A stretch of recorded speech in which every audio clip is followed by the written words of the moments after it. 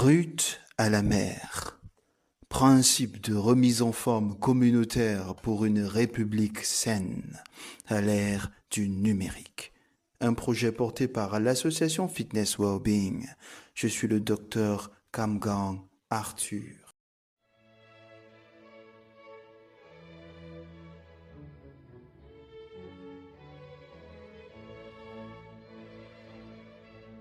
Chronique 48.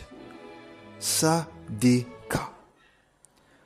Après cette histoire d'entame, dans une démarche bottom-top, nous proposons un certain nombre d'actions visant à restaurer l'image du père dans la cité.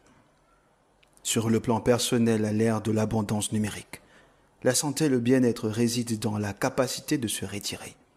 Au-delà d'une simple détente, c'est une thérapie, car elle nous rapproche énormément des pères. Les musulmans le savent quand ils partent en pèlerinage pour la Mecque. Quant aux catholiques, les retraites spirituelles se font en monastère. Pas mal de maladies chroniques dites idiopathiques, y compris les cancers, se sont dissipées à l'issue de ces retraites, ce qui témoigne davantage du diagnostic intrinsèque de fracture du lien entre le sujet et l'image du père.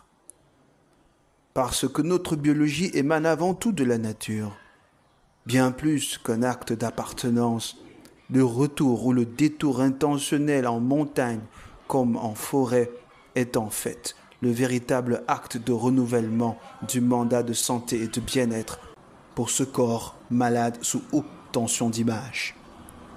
Embellir ces détours de facilité religieuse, médicale et de bien-être ne peut que rendre l'action encore plus pertinente. À l'issue de ces retraites, l'individu aura non seulement gagné en vitalité, mais aura désormais accès à la pensée du Père pour sa prospérité personnelle. Il obtiendra la feuille de route qui l'ancrera mieux dans les différents domaines auxquels il appartient. Chers auditeurs, sur le plan familial, le grand-père le disait tout le temps.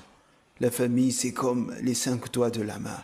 Différents, certes, mais doivent s'entendre tout le temps. Sinon, elle ne sert à rien.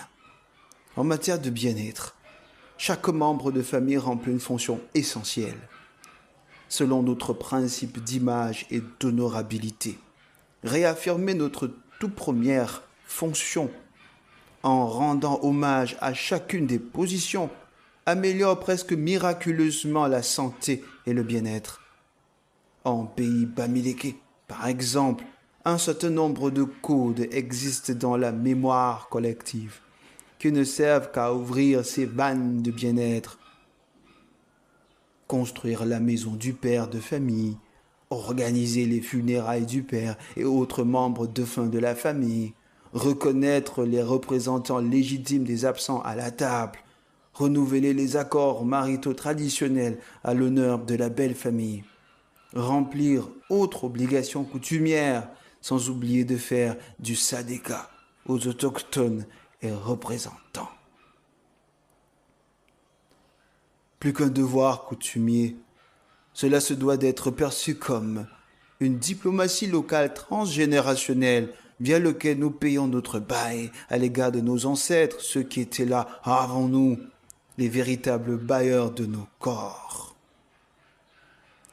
Et pour finir, chers auditeurs, sur le plan politique, quand le père et la mère sont en désarroi, cela peut être source de conflit chez l'enfant. Ceci en tomber malade, chers auditeurs. Pour le bien-être personnel de cet enfant, trouver l'action intégrée d'apaisement, surtout sans écorcher l'honneur des parents, nécessitera un minimum de délicatesse. Chers auditeurs, si nous nous accordons sur le fait que l'enfant, bien qu'une pièce maîtresse de cette réconciliation, ne peut être juge du litige interparental, et donc se doit au moins d'être en accord avec lui-même, alors ramener la présence du père au sein du domaine de la mère semble être une solution certes profitable à l'enfant, mais peu convenable à l'égard des parents. Parfois ainsi leur honneur, n'est-ce pas un retour au malheur? Heureusement que les pères aiment toujours siroter et étendre leurs hôtels et territoires, à l'ère du partage, des deals et du numérique.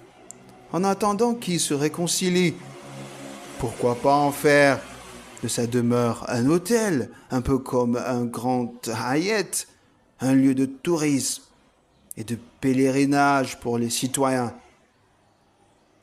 En faire un véritable Sekhmet, une maison de bien-être, une maison de remise en forme pour un pays voisin. Bien sûr, cela nécessitera l'accord préalable des enfants du père, mais bon, qui ne risque rien à rien. Ceci étant dit,